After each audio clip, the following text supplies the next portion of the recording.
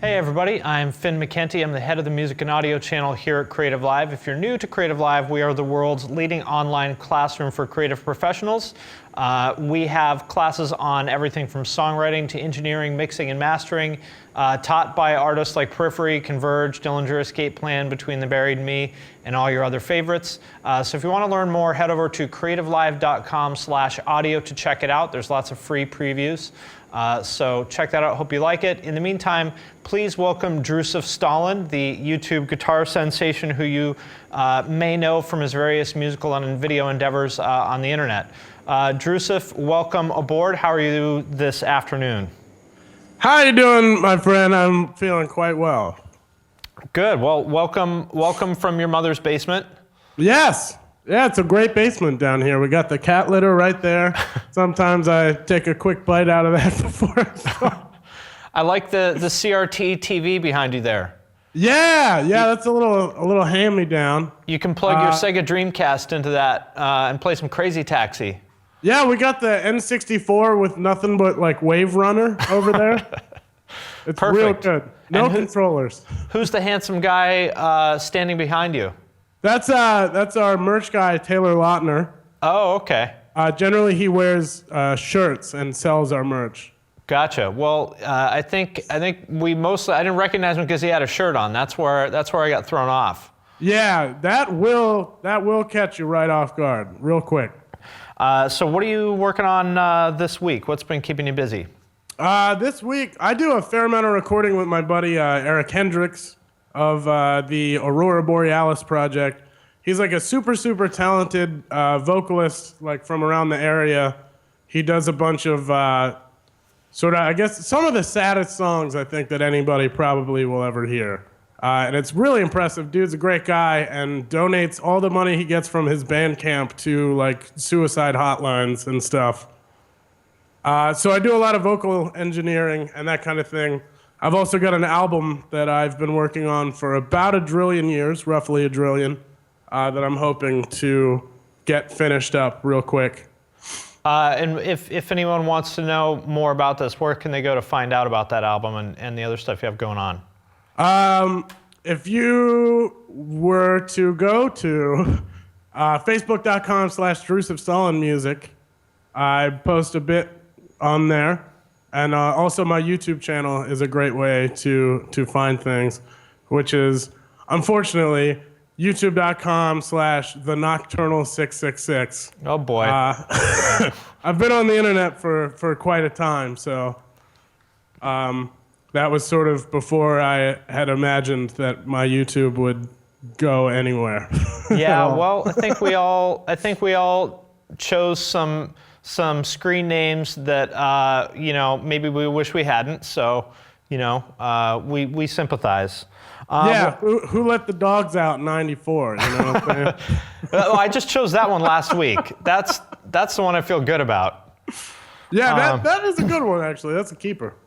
Well, so you mentioned that you do a lot of engineering. I guess people think of you as a player, but I know you record a lot as well. How long have you been doing that? And do you have any formal education there? Are you self-taught? Tell us a little bit about your background in that regard.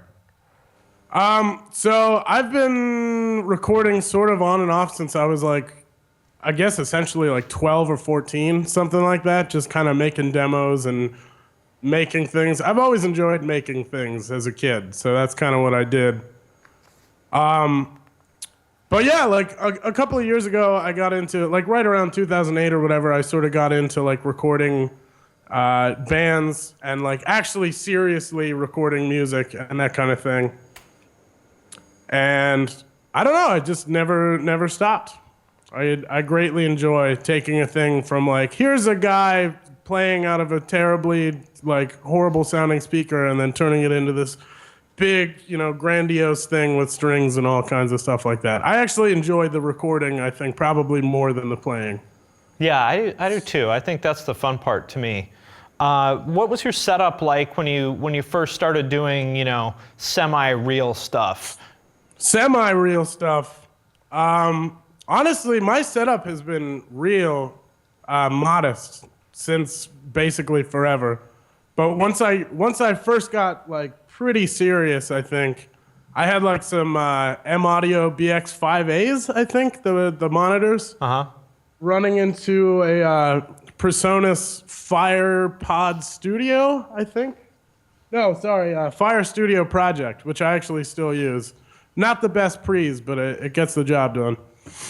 Well, the reason I ask is because, you know, people tend to like obsess about gear and stuff like that, but, you know, you have some nice guitars, but, you know, you're kind of proof that it's really not about the gear. It's about the hands and the ears and the brain and the ideas. I appreciate that, man. I sort of believe tone is in the hands, but I honestly think tone is also a lot in just sort of what you know and how you can EQ. Because you can take some horrible things and make them sound pretty impressive through good EQ and mixing and that kind of stuff. Sure. Well, you know, I've had the, I guess part of this, one of the cool things about this job is I get to play with a lot of people's setups and stuff like that. And, you know, I've had the, you know, had the chance to play through the rigs of some people that, you know, I really look up to who have great tone and stuff. And the thing is, it always sounds like me. It never sounds like them. I'm like, cool, I'm going to plug into so-and-so. Yeah, I agree with that. I agree with that. I'm like, damn it, it still sounds like me. I still suck. I wouldn't go there, man. Well, what were your, you know, in terms of recording, what were your biggest struggles early on, and how did you get around those? My biggest struggles actually are my current struggles, in that there is a horrible amount of RF interference in this basement, to the point like it cannot be fixed. Like, it's not like a sweet spot kind of thing. There actually is a sweet spot kind of thing, but on top of that, there's this really awesome, just unstoppable buzz around 7K that you just can't do anything about. You pretty much just have to hope that the overheads from the drums are gonna cover it up. There you go. It's like it's that rich, warm air that you hear in the recordings. Yeah, it's this nice like snake hissing that you can't stop it. But it's great. So if I'm listening to one of your recordings, that's in there? It's in there, but hopefully you won't ever notice it. I mean, you might now that I just said it, but...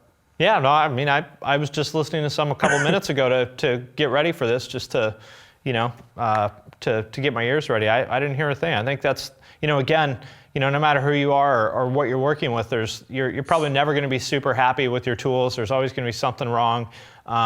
You know, but if you work around it and you have good ears and you're creative, then, you know, you can probably still make something great. If there's ever not something wrong, then stop doing it. Right. That's kind of the way that I look at it. Like, if you hit a point with quite literally anything, but we're talking about audio stuff right now. If you hit a point where you're like, yeah, I'm good, you know, I know what I want to know and I'm finished, then stop doing it and find something else to do, because that ain't your thing. Because if you dig it, then you're never done. Yeah. The other thing I wanted to ask you about was, you know, you do a lot of video work, and, you know, your videos look I mean, just like your playthroughs, for example, are like 10 times better than most of the playthroughs and stuff out there.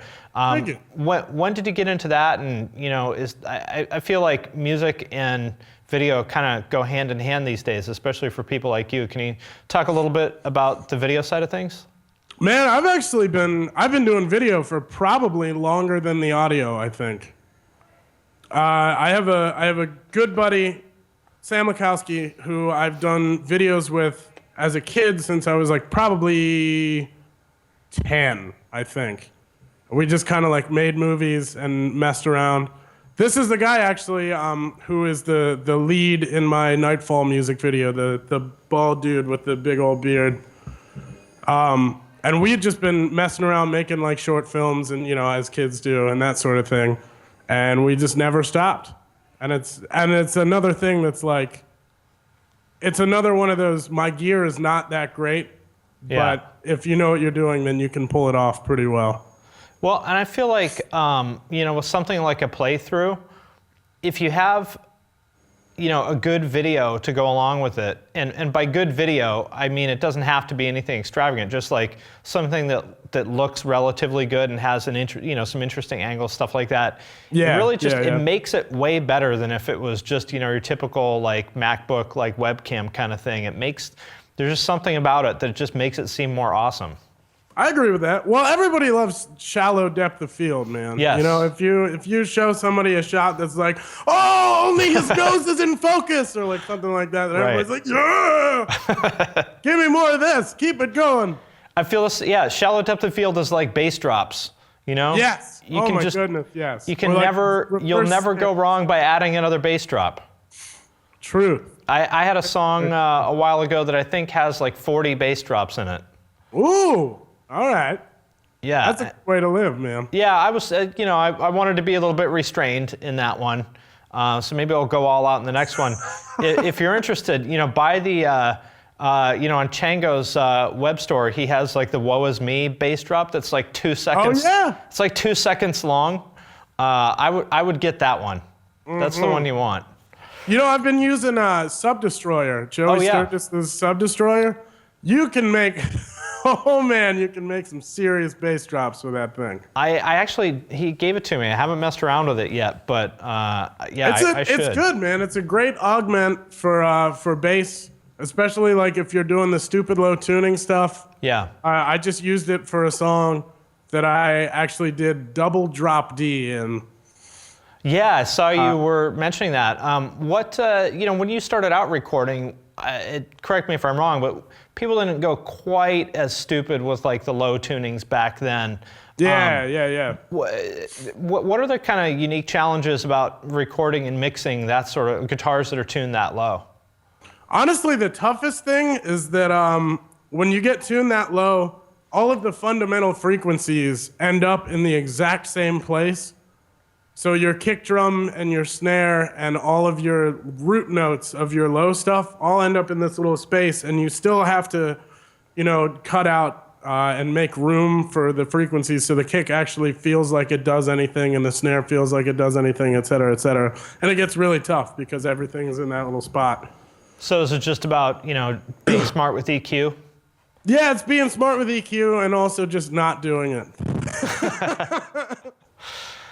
Well, don't do it. One of the kids are going to keep going lower and lower. Someone's going to come out with triple drop D before you know it, and you're going to sound like a grandpa with a mandolin playing in double drop D. Truth. Very true. I want to start tuning up, like tuning up to G. Yeah, actually, I saw that Rob Scallon video. He threw a capo on like the 12th fret or something. Right. Yeah, well, like some necrophagist revival there. That's the cheater's way of doing it. I want to actually get, like I'm going to go to Guitar Center and get the extra light gauge strings and tune it up. Or just get like one of the tiny little dudes, the little tiny guitars. Exactly, like they've got the baritone guitars, so maybe they can make like a soprano guitar. Yes. I'd be all behind it. That's going to be the next thing. But getting back to the video thing, I wanted to ask you about Nightfall because that was like really, really polished. Yeah. So that actually took us quite a bit of time, given that I was, recording the song, mixing the song, and I also ended up directing and shooting almost all of it and editing all of it. I did have some help from my buddy Tim, who did some of the blood effects and that kind of stuff. But I can happily say, actually, that probably 80% of all the blood and all that crazy stuff was practical, which is unbelievably important because fake blood can just get out. Just go away. But anyways, it took a couple of months. We straight up rented out a warehouse for a couple of those shots or a couple of the little scenes. But even through all of that, we were using super, super modest gear. Like our lighting was like little LED work lights and stuff. A couple of times we used iPhone, camera flashes for lights. It was shot on all T2Is and T3Is, nothing super, super fancy. But we did get and big shout outs to these guys, the DC Stunt Coalition, who do stunts in like straight up like big SAG films and stuff, and they came in and did some awesome falls and table throws and all kinds of crazy stuff, which was very cool. How did that work out? I mean, I'm guessing you don't have a lot of experience directing stunt people. How did you work with them? Well, so the nice thing was they did have sort of their own kind of director, so they had choreographed most of their own stuff, and it was sort of like we rented out this big warehouse. We were shooting over here, and they're in here practicing and setting stuff up and that kind of thing with their director going, hey, here's this will look good, et cetera, et cetera. So it essentially came to a point during a day when they were like, okay, we're ready, and then we went in and just sort of shot what they had set up, and I went, okay, I'm going to move the camera over here, et cetera, and that sort of thing. Do you have any plans to do any more elaborate videos like that, or do you kind of shoot your wad with that, or what do you think? Oh man, I would love to do more. Right now, my time I think is focused on just finishing up the album and getting the streams out and that kind of thing. Gotcha. But I'd love to do more very soon. Well, I wanted to ask you a couple questions about some of the products that you've worked with, done demos for and stuff like that. Yeah.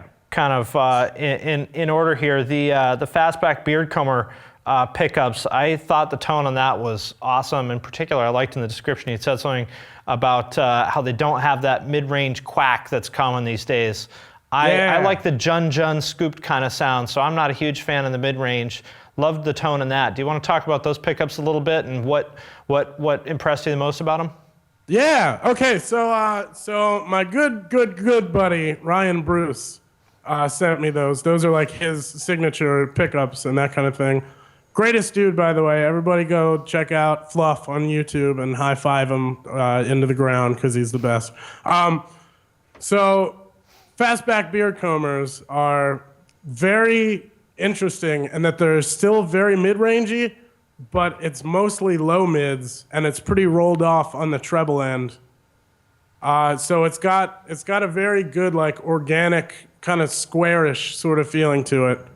Not particularly great for the sort of gent kind of stuff, but wonderful for like rock and like chuggy kind of stuff. Big fan. Yeah, I thought the chugs especially sounded really, really sick on those. Yeah. Yeah, and that was on my my Ibanez Zyphos, which I like stripped all the paint off and refinished it myself, and it was the whole ordeal. It was quite fun. Got your hands dirty like like a real luthier. That's right, man. Yeah, I just like DIY, dude. If you can do it yourself, why not? Yeah. Next thing I wanted to ask you about is a product that I'm a huge fan of, which is Bias Jam Up. Do you want to kind of talk about what your thoughts on Jam Up were and why it's awesome for anybody that might not be familiar with it? Bias/Jam Up is actually one of my favorite things. It's a very, very low-priced guitar modeling app for iOS devices. I meant to call it Positive Grid Jam Up and Bias. Why did I say? Yeah. By Positive Grid. Sorry, the company is Positive Grid. Yeah. And then it's Bias or Jam Up, two different things. And they just did Bias Desktop, which is great because that's some great tone. But yeah, it's got very, very impressive tone for the price. And the best thing is that as long as you have an adapter and obviously a guitar and a cable, then you have an amp with you wherever you are, which is fantastic. And especially like all the shows we ended up playing over in Europe and stuff, it was great that I threw an XFX2 in a backpack and then an iPad in a backpack, and I was like, cool, I have, one amp and another amp, and also, had an iPhone on me, so I had two backup amps in case the axe went down. Well, I'm going to explain this for everybody since you're being inarticulate. So Bias is an amp modeler where you can design your own amps with, sort of like an XFX, pick your pick your preamp, your power amp, your tubes, blah, blah, blah, blah, blah. And then jam up is sort of like pod farm. It's like has effects and all that stuff. So you can design an amp and bias and then load it into jam up and do your thing with it. And then there's the desktop version of bias, which is essentially the same thing. I messed around with both. I think the desktop version sounds a little bit better, like you would expect, but for $15 on your iPad or your iPhone or whatever, it sounds pretty goddamn good. Yeah, absolutely. And it's definitely worth getting a couple of expansions because the cabs that come with the metal expansions sound wonderful. Yeah, I forget which one. I liked the Keith Merrow 5153 or whatever it was. I think is my that's favorite. A really good one. When's the Drewsif Stalin expansion pack coming out? Oh man, I gotta figure out how to make an amp sound like a wet blanket, and then we'll be right on it. I like it. You've also worked with the folks at ProTone. Dennis is a friend of ours. We love their products. You want to talk about those guys and kind of what's awesome about their stuff? Yeah. I mean, I feel like there's not much I can say that hasn't already been said by anybody who's ever used one or made a video because they're that good. But it's a wonderful, wonderful ProTone Dead Horse. The Dead Horse is a pun. It's a modification of the Ibanez TS-808, I believe, tube screamer. I legitimately never got the Dead Horse pun until just now. I was like, oh, because it's yet another tube screamer. Oh. I legitimately never got that until right now. I was like, it's kind of a weird name. Why did I pick that? That's like, that was one of my favorite things about it, is that it's just like, yep, here's this. Yeah, you like it anyway. But it is better. We do like it. It really is better. Yeah. Yeah, well, it's got a little bit, I think, more... Sorry. It's got a little bit more of a low cut, I think. Yeah. Which helps clean up a little bit. But yeah, man, I use that on pretty much any Axe Effects patch that I run. Almost certainly has the ProTone running before it in the FX loop. Yeah, it really makes a big difference. Just getting going, even if you're using Sims, like going into it like through that analog overdrive really makes a big difference. And I don't know why, but I feel like nobody's quite come up with a simulation of an overdrive that does the same thing that ProTone's overdrives do. Yeah, and Dennis is like such a good dude too. Yeah, we love Dennis. So cool. Well, that's about all I have. Unfortunately, our chat function decided to not work today, so it's just you and me. But is there anything else that you want to plug or let people know about before we let you go? Oh my. No, I think that's about it, honestly. Drewsif Stalin, new stuff going on YouTube. Weekly or bi-weekly, depending on how nice my computer decides to be to me.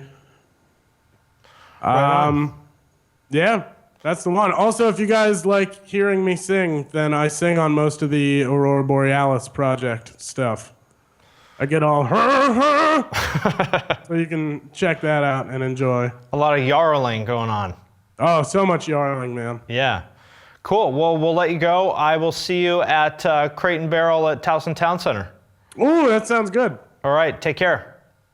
Have a wonderful time, my friends.